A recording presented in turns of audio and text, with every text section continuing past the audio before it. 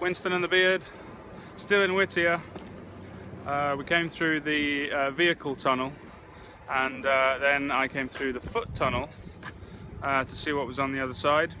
There's a section of town that the army used to inhabit, and this building, which was the city on the other side of the mountains. There's this mountain and then a port. This mountain, this building and a port, and that was it. And the army used it. In there they had a hospital, they had post offices, they had general stores, they had a bowling alley, a firing range. It was their town. Everything inside the building, and the only thing outside was the port. It's derelict now, but it's pretty well, it's horrible really, but it's quite interesting. It was poured concrete, so it's really solid and it's full of asbestos, which is why they haven't pulled it down. Each section's got about 8 inches between it, so it can move in earthquakes. Again, why it hasn't fallen down. I think it survived the 9.2 on the Richter scale. I don't know when, 20 years ago maybe. It kind of feels like a giant 60-year-old hospital. There's the port. It's obviously still used. And the cruise line companies come in here as well and drop passengers off, and then they drive them through the tunnel. It's part of their tour, I guess. There's loads of glaciers around on the mountains, but the harbour itself was ice-free or glacier-free apparently, and it's very, very deep, so that's why they use it.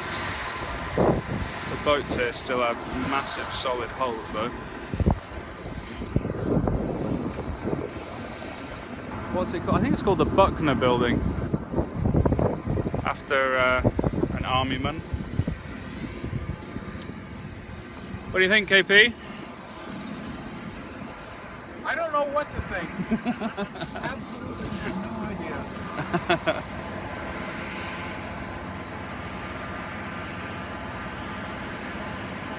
We could put all the homeless people in it. Homeless refuge? It might need a bit of work. We're also guessing that there's a couple of stories underground. Apparently it took them 5 years to build and $6 million. That's a lot of money for something that essentially was extremely simple to build, with just poured concrete and breeze blocks in the block. So I'm guessing the extra few years was to get a couple of stories underground. It's beautiful scenery around.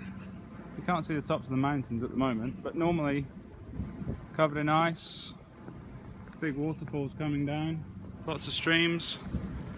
All the waste receptacles here are bear-proof, so they get a lot of wildlife. Weird and interesting place, and I bet even most Americans have no idea that this kind of place exists in their own country. I didn't. That's what they've built since. I think that flat block or that condominium building back there is now modern residence. So the harbour's deep and ice-free, but the weather they get here is terrible. I think 50 miles away is Anchorage, and it can be sunny there, but here it can be gale force and sleety weather. It's pretty nasty. So there we go. The weird and crazy town of Whittier. Well, they call it a city.